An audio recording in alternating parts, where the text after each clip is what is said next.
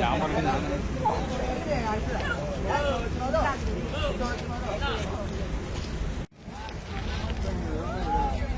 ഒരു സെൽഫിക്ക് വരുമോ?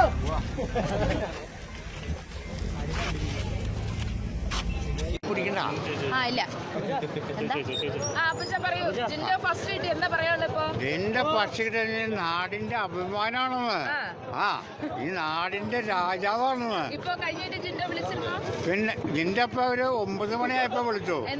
അപ്പൊ എന്റെ മോനെ ഞങ്ങളൊന്ന് പോയായിരുന്നു, അവിടെ കണ്ടു. അത് കഴിഞ്ഞിട്ട് എന്റെ മോൻ സന്തോഷിക്കുന്നത് കണ്ടത് ഇപ്പളാ. ഫോൺ വിളിച്ചപ്പോൾ എനിക്ക് ഒരുപാട് സംസാരിക്കാൻ പറ്റില്ല. അമ്മ സംസാരിച്ചു. കാരണം എനിക്കിവിടെ കുറെ കേസുകളൊക്കെ ഉണ്ടായ കാരണം ഞാൻ ഓടി പറഞ്ഞു നടന്നു. പിന്നല്ലേ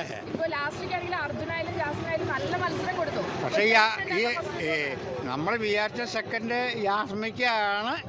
പക്ഷെ അത് അർജുനായിപ്പോയി. അതാ കൊച്ചിന്റെ 2 ദിവസത്തെ പരിപാടിയോടുകൂടി ആൾക്കാരൊക്കെ കണ്ടു മനസ്സിലാക്കി. ഗബ്രി വന്നുകൊണ്ട് എന്താ കാണിച്ചു കൂട്ടിയേ, അത്ര വോട്ട് പോയില്ല ആ കൊച്ചിന്റെ. മത്സരാർത്ഥിയായിരുന്നു. എന്റെ മോന്റെ ഏറ്റവും വലിയ ശത്രുവായിരുന്നു. തീർച്ചയായിട്ടും ലോകം മുഴുവൻ എല്ലാവരും പറയുന്നുണ്ട്.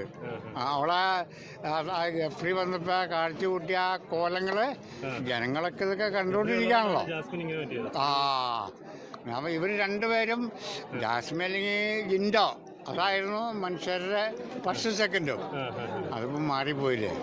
ഇപ്പൊ ജിൻഡോനോട് ഒരുപാട് പേര് ദേഷ്യപ്പെട്ടിട്ടുണ്ട്, കലഹിച്ചിട്ടുണ്ട്. അവരോടൊക്കെ എനിക്കൊരു ദേഷ്യമില്ല, സന്തോഷമുള്ളൂ. പിന്നല്ല ആ ജാസ്മിൻ എന്ന് പറഞ്ഞിട്ടുണ്ടെങ്കിൽ ജിൻഡോയുടെ ഒരു എതിരാളിയായിരുന്നു. ഞങ്ങൾക്ക് പേടിയും ജാസ്മിനെ ആയിരുന്നു.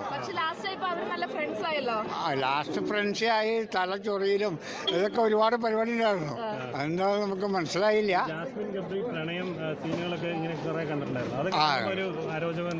അതെന്ന് പറഞ്ഞ ഈ ഗബ്രീനങ്ങനെ അവനൊരു കല്യാണം പറഞ്ഞു നിൽക്കുകയാണെന്നുള്ളത് നമുക്ക് എല്ലാവരോടും പറഞ്ഞാക്കണ ഒരു കേസാണ്. ഇപ്പൊ എന്താ നമുക്കറിയില്ലോ. ഇവിടെ കല്യാണം പറഞ്ഞു വെച്ചാണ് ചെറുക്കൻ അവൻ കെട്ടറില്ലാന്നും പറഞ്ഞു ഒഴിവായി എന്നും പറഞ്ഞു ജാസ്മിനെ. അതൊക്കെ നമ്മൾ കാണണേ. സ്വീകരണമാണോന്നാ നെടുമ്പാശ്ശേരി തൊട്ട് കാലടി തൊട്ട് മാണിക്കകലം തൊഴേ സ്വീകരണമായിരിക്കും.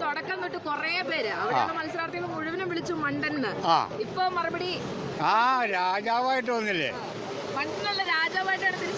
രാജാവായിട്ടാണ്.